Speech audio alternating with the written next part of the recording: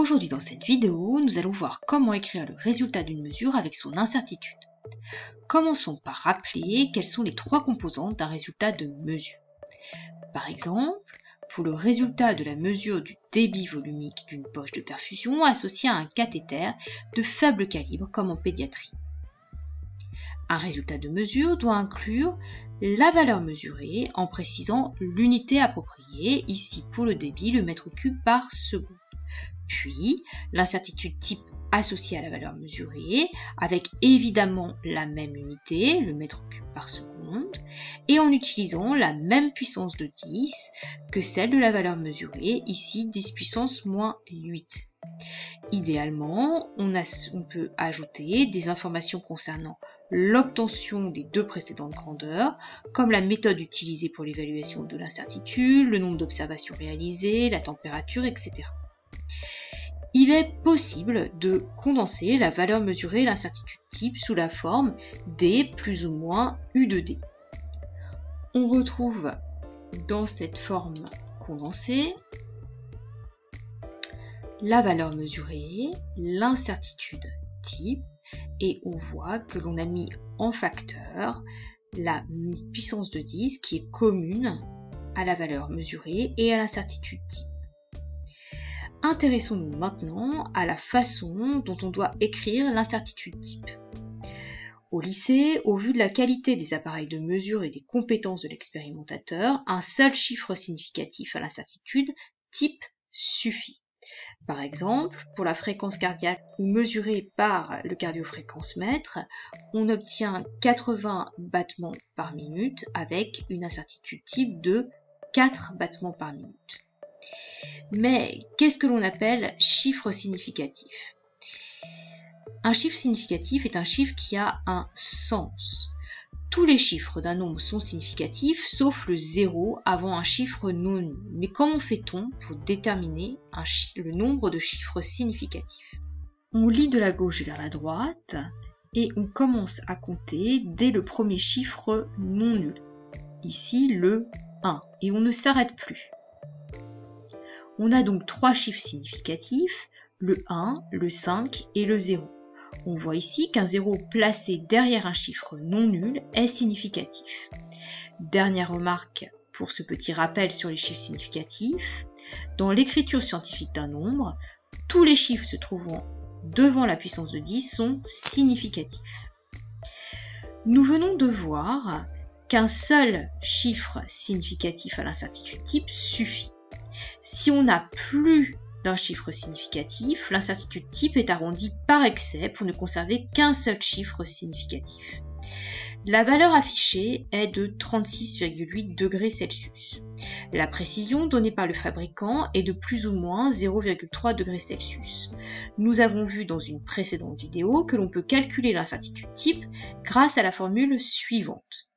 La calculatrice indique un chiffre avec 7 décimales.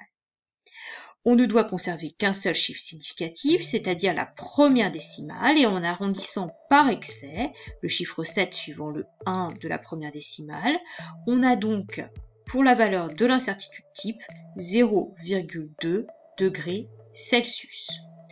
Intéressons-nous maintenant à la façon dont on doit écrire la valeur mesurée.